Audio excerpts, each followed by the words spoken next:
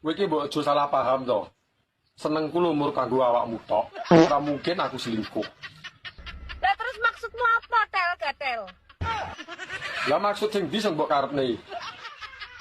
Wong posisi ketemuan mbek gendaanmu, chattingan, teleponan iku posisine kowe sadar. Lah nek ora sadar ya ora mungkin iso chattingan. Mandang konangan, aku tidak bermaksud menyakiti kamu. Aku tidak bermaksud menyelingkuhi kamu. Mulane to, aku ngomong bolak-balik, rasa gugu cocote wong. Kudune kowe percaya karo aku. Gampang men kowe kena hasud. Kuwi ngono tujuane ben awake dhewe bubrah. Alah untumu kabang. Ya untumu dhewe kuwi.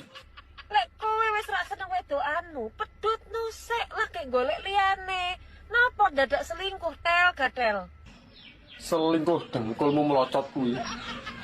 Ya wis nek kowe percaya karo wong liya. Awake dhewe putus.